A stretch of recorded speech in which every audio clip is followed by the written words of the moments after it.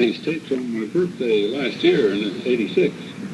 I'd been laying in bed and in the morning, and I thought, well, when I get up, I'll go down the stairs and walk around. But when I got up and had some coffee, why, I never had the ambition to do that. I walked around the neighborhood a little bit, about a mile, and I come home. But you know, when I walk, I don't have the cramps in my legs. It makes me feel better, too. I always feel better if I walk. But if I don't walk, I get cramps in my legs at night. And boy, sometimes they hurt. They hurt so darn bad, it makes my legs ache for 2 or 3 days afterwards. I found out that the dehydration is part of the cause of that, too. I just learned that lately. Well, I sure had a busy year last year. I was over to Montana 3 times, so back to Orleans place, and once we were there, I was there 2 weeks, so we went up and down the coast up there to Washington and Baltimore to Gettysburg. I had a wonderful time. And I went to Salt Lake. That was going about 2 weeks there. All in all, the year just flew by. One of those trips to Montana was in July, and I stopped and fished at Big Clark Fork River. And I put on a bucktail coachman, and I nailed a fish there. It was about 16 inches long. Boy, it was a dandy, rainbow trout.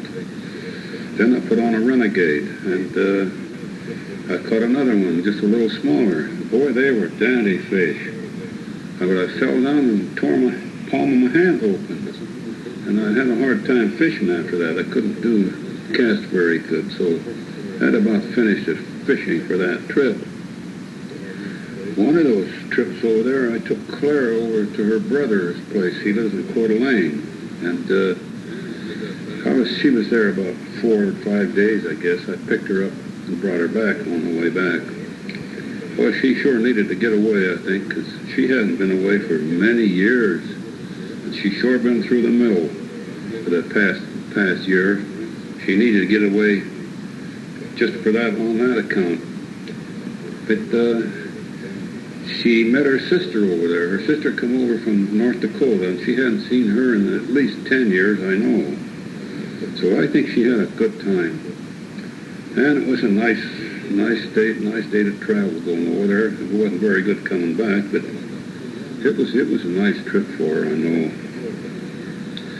Well, Hazel cooked me a birthday dinner, and she's a good cook. She always has lots of food whenever she cooks for anybody. She's cooked chicken dumplings for me 3 times now, and she knows I like them. And Mom used to make the best ones in the world. I was telling her how good they were, but so she started making them, and she makes good ones too. Well, Neil and Harriet came out to eat too with us, and Clara was invited, but she couldn't come. Well, we had a good time. I guess a lot of the things I'm putting on tape doesn't amount to hill of beans, and it's probably not the least bit interesting to most people. But when you start getting old, you start living in the past a lot, and things happened to you when you were young and when you were a kid, they become quite important to you. All right, the first thing I remember was a dead body on the living room table. And after looking over the records that I have, it had to be my sister Phyllis. She was born in 1910. And died in 1914. I was 3.5 years old. I guess that's what I remembered, the first thing. I had a brother, Walter. He died when I was 13 months old. I think he was born in 1908. There was an infant stillborn in 1906. His sister Myrtle, born in 1901 and died in 1904, and George, born in 1895 and died in 1896, just a year old. George is buried at Almy, Wyoming, in the burial plot of my grandfather and grandmother Purdy. That's on my mother's side. And the other 4 are buried at the foot of my mother and father's grave in the cemetery at Murray, Utah. I often wondered how much grief a person could stand, but imagine what terrible it would be to lose a son or a daughter 2 or 4 years old or 3 years old. But that was the way of life in them days. The epidemics used to sweep the country and it'd take lots of lives. There was probably an epidemic on at the time that I saw that little dead body on the table, because a man came along with a team of horses and a wagon, with a large flatbed wagon, and he had several long, narrow boxes on it. I imagine they were coffins. It must have been an epidemic for him to have a bunch like that. Anyway, I don't know whether he left one of them boxes or whether he took the body with him. I don't remember that. But those epidemics, they were terrible things. When my ancestors lived in Wyoming, why, that was a frontier in them days. And I have read about my father's uncle, that's my grandfather's brother. I think his name was William Morris. After he'd married 20 years, they'd buried all 9 of their children. They lost 2 of them in one day, and 4 of them over a period of 6 days. Can you imagine what a terrible thing that was? I remember Indians when I was a little kid. I was a little tiny kid. I don't know how old I was, but I remember these Indians coming down the road. All the roads were dirt in them days. They were coming down the road there, and they had ponies, spotted ponies. I remember black and whites. They must have been Pintos, and they were decked out with their colors, and I guess they had feathers too. But they were dragging the travois. Those are the poles they drag alongside of their horses, one on each side of the horse. And in the back, they fixed blankets to them so their wives and kids could ride. Now, I don't remember being a bit afraid of Indians in that day, but I guess a little kid today would be afraid of them after seeing all the movies about how bad they were. And there was gypsies. They used to camp out in the fields, and whenever they were come through there, we figured they were up to no good and made their living by stealing things from the people. Anyway, they were blamed for stealing clothes off the line and stealing the vegetables out of the garden. And one thing's for sure, they'd tell your fortune for you. Gypsy women were notorious fortune tellers. But what they were really doing, they were horse traders. They'd buy an old nag, and then they'd trade up until they finally got a horse who was worth quite a bit of money. That's how they made their living. People used to ride bicycles a lot in them days, too. And we had a neighbor, he was a teamster. He owned his own teams and wagons. He used to haul freight in them wagons. And he had 6 workhorses. They were a medium-sized workhorse, beautiful horses. They were black and white, and all 6 of them were all the same. And I heard that he used to win pulling contests with those horses. They were sure beautiful horses. I remember the flu epidemic of 1918. We had to go around, when we went to where there was any people, we had to wear a mask over our nose. And I remember down in the town of Murray, I was down there, and the people along the street all had these masks on. I guess that epidemic killed hundreds of thousands of people in the United States, maybe millions even. It was a very severe type of flu. But we didn't get it in our family. Our parents made us drink a cup of sagebrush tea every other day. And boy, that's sure terrible stuff. I could still taste it. We never got the flu, though. Whether that prevented it or not, I don't know. I remember going swimming. We swam in the creek. Usually where there was a bend in the creek, there was a deep hole. And we'd leave home and dressed barefooted, overalls on and a shirt and a cap. how the kids wore caps in them days. Oh, we go down the swimming hole and we just dive in with our clothes on. And I remember one time I was hanging on a log. I couldn't swim, but I was hanging on a log, and I was paddling around this hole, and the log got away from me, and I swam ashore. That's when I first learned to swim. We used to have a lot of fun swimming. The little creek now, when I see that creek now, I was wondering how we ever had fun in such a little creek. One thing you used to do is we'd go over to the farmer's house, or the fields, you know, and swipe his corn. We'd tie the bottom of our overall pant leg and then fill the pant leg full of corn. And we'd go down to the river there and build a fire and throw the corn on huts and all and burn it black and eat it and say how good it was. We'd done that several times. We had lots of fun both summer and winter. In the winter time it usually get terrible cold at times, and we'd go out and playing, and in the middle of the day, why it would thaw and the snow would be slushy, and our pant legs would get wet almost to our hips. Then late in the afternoon it would start to freeze again, and when we come home our pant legs would be froze stiff.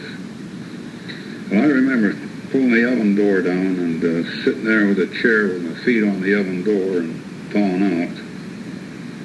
But we used to get chilblains in their feet too, and gee, they hurt terrible. I don't know what caused it. Anyway, you used to get it when it was real cold weather, and your feet started getting warm from the heat of the stove. I think maybe they might have been frostbitten or something. We had lots of fun anyway. In the summertime, we'd pick fruit. That is, not our own fruit, but the neighbors or the farmers. There weren't many fences in them days, you know, and you could just go back and forth in any direction you wanted to. But I remember once we were picking apples, and a big white bull chased us. And we run up and climbed up this tree, and the bull was butting that tree down below us, and we were scared to death. The farmer come along with a pitchfork and started jabbing that bull and chased it away. Another time in that same orchard, we went over at nighttime and took some sacks. We were going to get sack apples. They were flour sacks. There's my friends Harry and Mel. Mel was older than me. Harry was younger. We were good friends. Anyway, we got over there and we got up the tree, and it was dark. And here come a ghost. And coming towards us with his arms straight out, you know, and making weird noises. Harry, he was the youngest, he started crying. But Mel, he's the oldest, he was laughing, and I didn't know what to do. But the ghost went away and we left. Many years later, I stopped to watch my neighbor laying bricks. He was a bricklayer, and he was on a job somewhere, and I stopped to watch him, and he says, "Did you ever see a ghost?"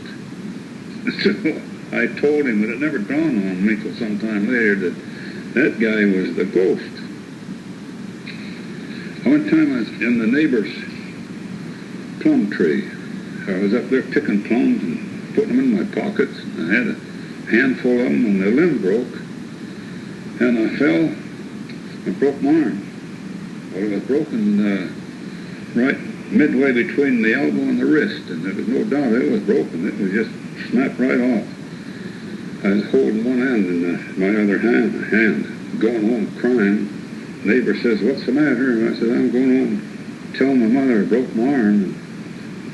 And anyway, my mother says when the doctor was setting my arm that he was taking the plums out of my pocket and eating them. Because he was quite a doctor. He used to come to our house on a bicycle. And later on he went back to school to specialize. He must have specialized in mental problems, because he became head of the state hospital in Utah.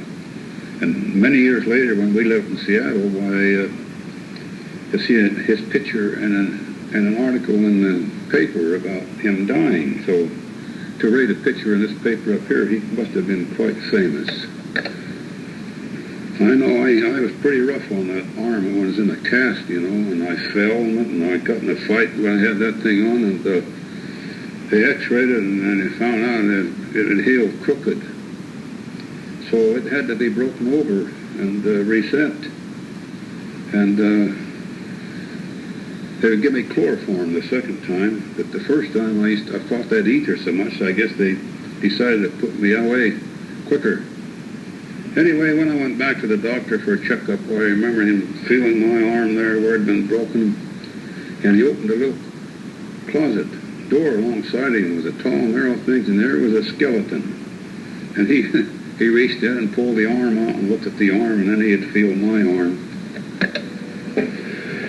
We used to go fishing in the Jordan River when I was a little kid, and that's the river that drains Utah Lake and runs north into the Great Salt Lake. It's a pretty good-sized stream. They use it for irrigation, too, and there's one place where they have a dam to divert water into an irrigation canal. And we used to dive off of that dam, but I got too close to the falls one time, and I drove right into the falls, and the water was very turbulent there. I couldn't get out. Boy, that water was turning me in all directions.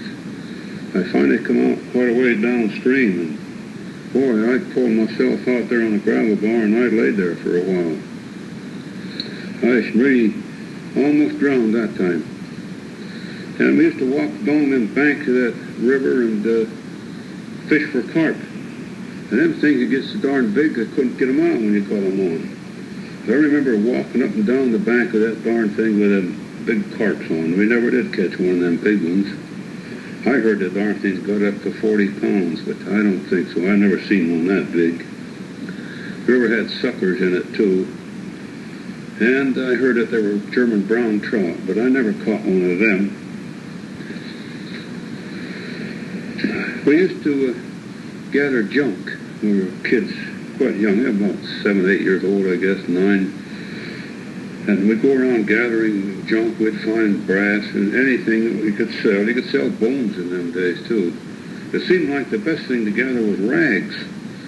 And there was a lot of burlap bags. We called them gunny sacks. In that day, if you'd have called it a burlap bag, we wouldn't have known what you meant. Anyway, we'd go around picking up the rags and anything we could sell. And then we started, the guy come around once periodically in a horse and wagon, and he'd buy the junk from us. So we'd put a half a brick in the middle of the rags in this sack to make them weigh more. We thought we were real smart there. But I bet that guy knew all about that. He probably laughed at us when he got home, made allowances next time around. We worked at the canning factory, too, picking beans. The first time, we were quite young, my friend and I, and we fooled around all day. Them farms were exciting places at times, and there was too much fun around that farm to be bothered picking beans. The canning company would take us out in their trucks. They had 2 and 3 truckloads of us, and they'd pick beans and then bring us home. We'd take a lunch with us. But the first time we went out, this friend and I, we fooled around. We only went out that one day. We didn't pick hardly any beans. But we got a check. Mine was 5 cents and his was 7 cents. I guess he was a little better picker than I was. But later on, we used to make a little money when we were older picking beans at that same company. And some of the good pickers, the older kids, if they were good pickers, they could make up to $2 a day. That was pretty good money in them days. When you figure the carpenters were only getting about 4. Hey, we picked apples, too. And first time we picked apples, we gathered them up off of the ground, and we had 2 or 3 different kinds of apples in one bag. Well, the farmer, he didn't want us anymore. We only lasted one day on that job, too. And I remember picking cherries. And a friend and I, he fell out. They got sick. He fell out of the tree and smashed 2 crates of cherries.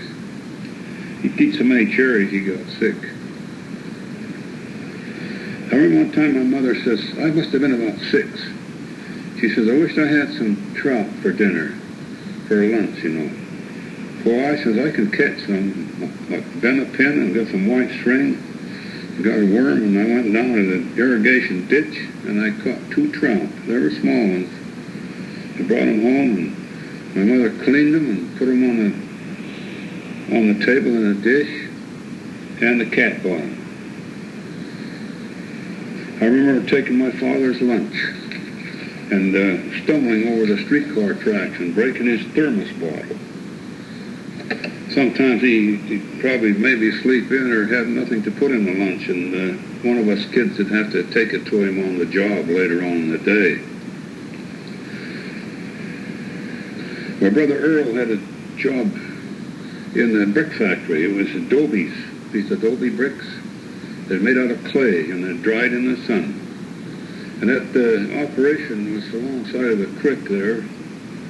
And they had a mule or one of them type of animals that used to pull those poles around in a circle.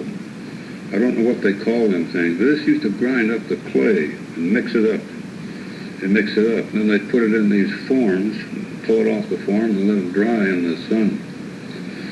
Earl says he got fired from that job because he asked for a raise every day, and they got tired of that.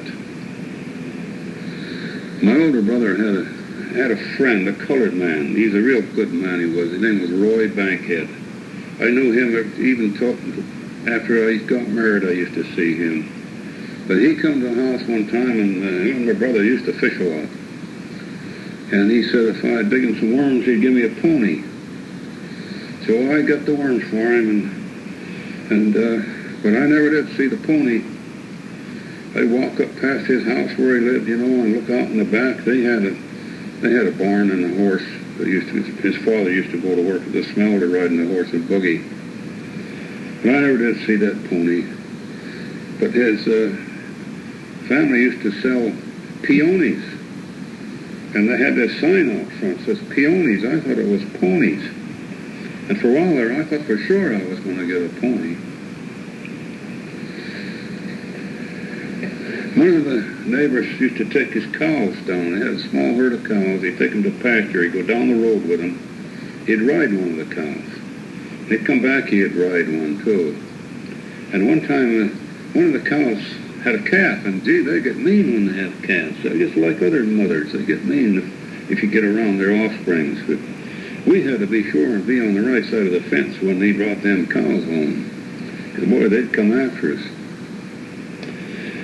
And in one lower grades of school there, this boy and a girl used to come to school on a horse. They just ride it bareback. When they get to school, they'd turn the horse loose and they'd go home. And it was time for them to get out of school. The mother would turn the horse loose and they would go up to school by itself and pick up the kids. That was a real neat arrangement. The herds of sheep used to come through. They used to go from winter grazing places to summer grazing places. And they'd bring them through by the thousands. Oh, I don't know how many thousands, 5, 10, or 15,000 in a herd.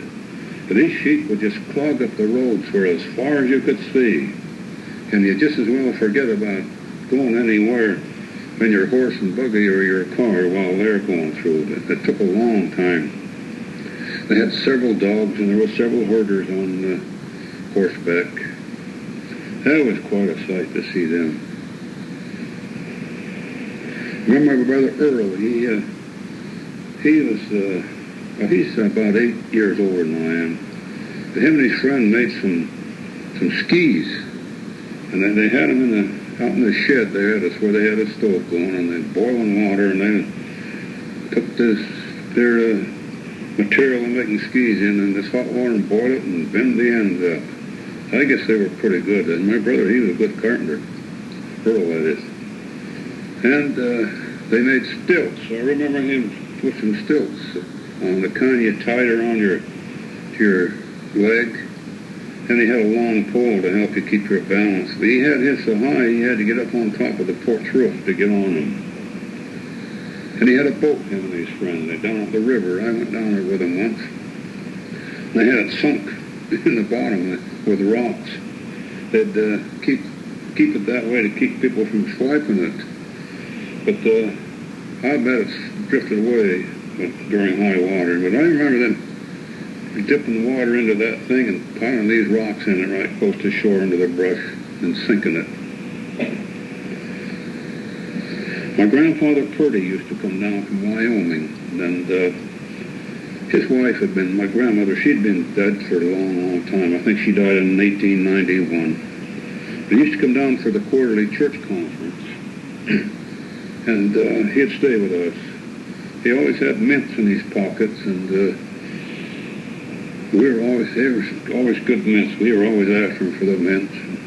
He usually bring us something. He used to tease me a lot, call me a red English soldier because I wore a red coat. There one time he bought me a suit and some new shoes. And the suit were knee pants in the suit, and the shoes were button shoes. He was good to me. He bought me a lot of things.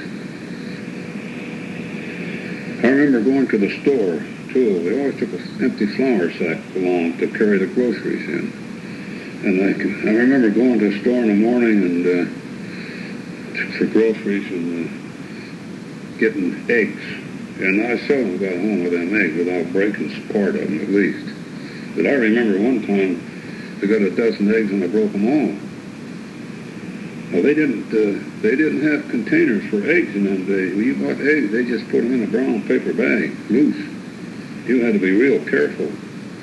Well, it seemed to me awful funny to send a little kid to the store to get eggs. Of course, I had other things. But I remember one time I broke all the eggs. I'd been gone since the morning, and I didn't get home till way after they were home from work, and they were sitting around the dinner table eating dinner when I come home. And my father, he got up and gave me a good spanking. None of the others paid any attention to me. I was wondering why they didn't feel sorry for me. I remember sitting around the table at night, around the kerosene lantern, and waiting for my brothers to come home to tell us how the Jack Dempsey, Jess Willard fight come out. This little round oak table, I remember that. There was several of us sitting around that table waiting for my brother Orson to come home. And he come home and told us that he'd beaten Jess Willard pretty bad, and he'd won the championship. Dempsey, he was quite a hero to all of us around there because he came from that part of the country. And in fact, his parents lived up the road about 2 miles from where we did. Of course, his parents split up later, and his mother was in a great big, beautiful home in Salt Lake, and his father still lived on that shack out there where we first knew him. But he was a real hero, Jack Dempsey was. I know when he lost the championship, I thought it was the end of the world. He used to buy a Model T Ford for less than $400. They were just cheap, they were 4 cylinders and not much power. But boy, there were sure a lot of them on the road. That is, a lot for that day and age. There was mostly Fords. There was other cars too, but most of them were Ford. The biggest part. There were more Fords than all the rest put together. The first ones never had any lights on them. I guess they used to have a kerosene lamp on them. But later they got a magneto system in them, and they had real poor lights. You had to crank them almost all of them up to about 1930. You had to crank. Even after that, some of them, I guess. To get a broken arm from cranking an automobile, you have to retard the spark. If you don't, it backfires, and the crank turns backwards, and those things will spin out of your hand and spin around and hit you on the arm. I had a friend who had a broken arm from cranking an automobile. They were hard to start at times. Wow, they were aggravating things. But they were kind of light. I've seen a big strong man pick the back end of them things up and move it over all by himself. And I heard stories of people who got out in the wilderness and run out of oil and no way to get in, so they take the bearing out and cut the tongue out of their shoe and make a bearing out of the shoe tongue and put it in there and fill the crankcase with water and drive that thing back into town. I've heard a lot of stories about what a wonderful automobile that was. I guess it was. They said it was one of the most remarkable engines ever made, that Model T Ford engine. I know it had coils on it, 4 coils. They were in on the dashboard, and they had to be kept up tight so that the joints were always uptight and fit. Otherwise, you couldn't start the car. And a lot of people would take these matches and cut them down like a shim and put that in behind them so they would make contact. One time I found a gun. It was a .32 revolver. Nice gun, you know, just like new. And I was with a bunch of other kids, and kids lived next door, brothers. And we got home. I didn't take it home. I took it across the street to the farmer's barn. And I hid it there in the wall there. There's a hole in the wall where I could put my arm in. I hid it there. My friends were with me, of course. Next day I went back and the gun was gone. So sometime later I was over at my friend's house playing around there, and my friend was climbing on some shelves on the back porch, and the shelves, he pulled them over on top of him. And there my gun was. It had been on top of them shelves. Well, they tried to tell me that wasn't the same gun, but I knew better. I took that gun home and I hid it in one of the dresser drawers under some clothes. And it disappeared. I never heard a thing about it. I don't know who took it or anything. But maybe my dad got it and got rid of it, because I got an idea he didn't like to have guns around the house. Well, the kid across the street, you know, they had a small farm over there, and he was driving a team of horses once. He wasn't very old. He shouldn't have been driving that team. Driving a team of horses with a wagon, and the horses run away, and it turned over and it killed him. I remember harvesting ice on a pond. It's a pretty good-sized pond, and they go out there and saw that ice into chunks. And they'd take it and put it in this big, like, barn-like building, and they had lots of sawdust in there. There was all kinds of sawdust, and they'd put sawdust down, and then they'd put ice on it, and they'd put 3 or 4 inches of sawdust in between the ice, and they'd pile that barn almost full of ice for the winter. And I guess it lasted all summer long. That sawdust would insulate it. I remember one time hanging on a train, and freight train, you know, and well, that was a dangerous thing. I wasn't very old, just a little kid, 12. No, I wasn't 10. I was probably 9. And my father seen me, and he short chased me. He couldn't catch me, but I remember him throwing clumps of sod at me. But that was another time I couldn't imagine what made him so mad.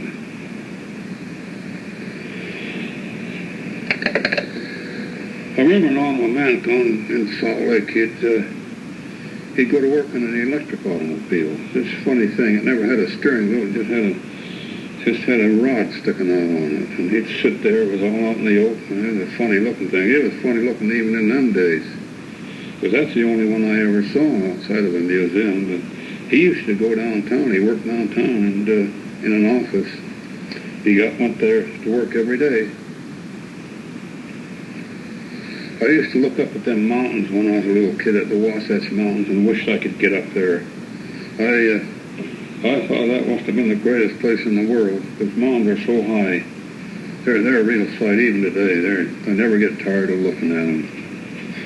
But I got up there one time. My father went with his friends, the Whitakers, their man and his wife. They were good friends, and they had a car. And he took me along, and we went up there, and they hiked. We went up the canyon quite a ways, and we stopped there and parked, and they went up to these lakes to fish, and they left me down below by the car. Well, they were going all day long. I was playing around there in this place called the Millbee Flat. And next week, we heard they had killed a rattlesnake with 16 rattles on it at Millbee Flat. Now, that wasn't a great big place. That guy could have been bit by that snake, but maybe it was in out of the heat or something. But I figure I was pretty lucky that time. These lakes that they went to up there, the water up there is real cold. They're quite high. They must be 9,000 feet or maybe more. And the fish you catch in there are just like chunks of ice. Boy, and the water is cold. The water coming into the lake is so cold you can't drink it. You can only take one swallow at a time. I was over at my friend's place next door one time when we were little kids, and they had a big long chicken coop there. It must have been 200 feet long. It had a low roof, low gable end roof. And my friend's sister was chasing him.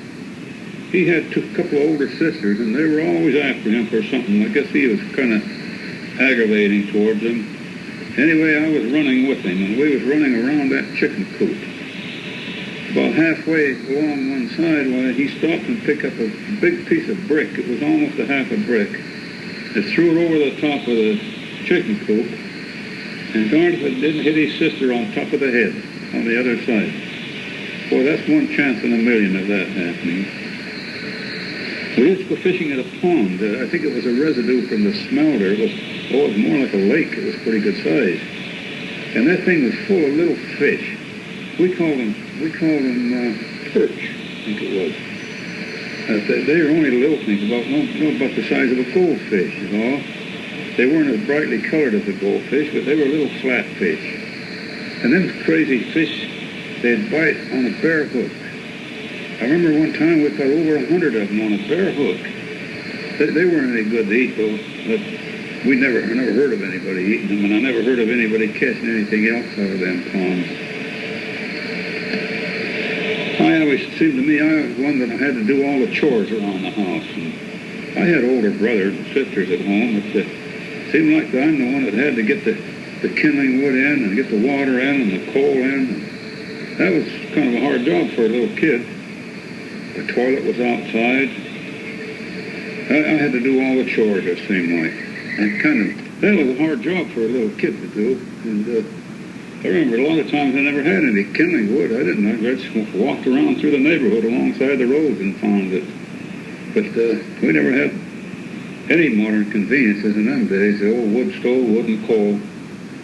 But I needn't have worried about that kindling wood because later on I found out that my mother could start a fire in that coal without kindling wood. She done it with just newspaper alone. She was a real expert at getting a fire going.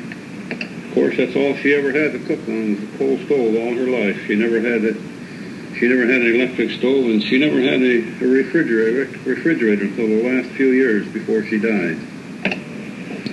We moved quite a lot when I was little.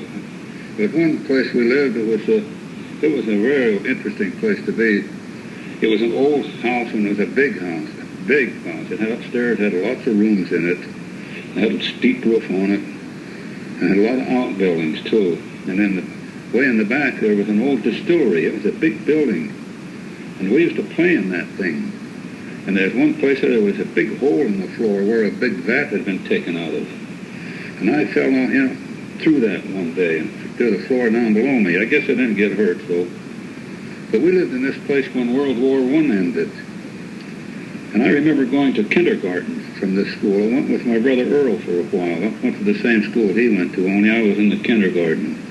I don't think it went too long. Maybe we moved again. But that was sure an interesting place.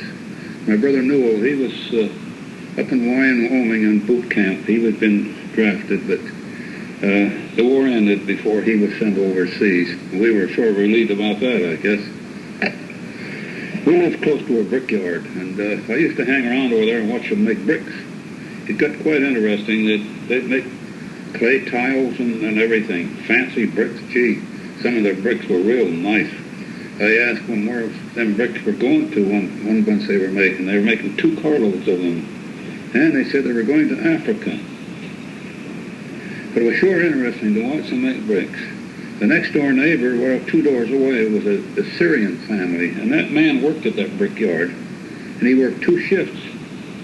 Well, he's a man that had 3 houses. They couldn't read and write. I had to sign checks for him at times, and he'd put his cross on them. But he worked there, and he brought 2 bricks home every day in his lunch bucket. And after a while, he had a bricklayer come and lay him a brick garage, a double garage. He never had a car. I don't know why he wanted the garage. But I bet those people next door in the brickyard knew where he got these bricks from. And right next door to us was a Dutch family. They were pretty good-sized people. They weren't giants by any means, but they sure had big feet. And that was I never seen a family with such big feet. The smallest foot in the family was one of the girls who was a size 9. One of the boys was in the Army, and I guess he took a size 16. Their father was out picking coal off of the tracks in that day. You know, you could go along the track in them days and pick up chunks of coal that fall off of the locomotives. And he was out there one time, and he got killed by an engine, by a train. I used to pick coal, too, my friend and I, and we'd take a flour sack and go down to the track, and we'd pick up coal. I'd go down there about every other day, and sometimes we'd come back with about 25 pounds. And sometimes we'd be waiting there when the switch engine come along, and when they pulled up to get water for their locomotive, why, the fireman, he'd stumble around when he went over top of the coal tender and knocked coal off. He'd done it purposely for us. But he just made out like he was slipping.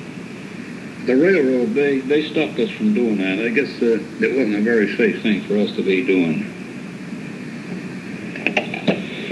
One time when I was over there at that brickyard, I was watching the men make bricks, and I backed into a switch box. That's a big box, you know. It was about a foot wide and 2 foot high. And it was shorted out for some reason. Boy, electricity went through me, and I couldn't move.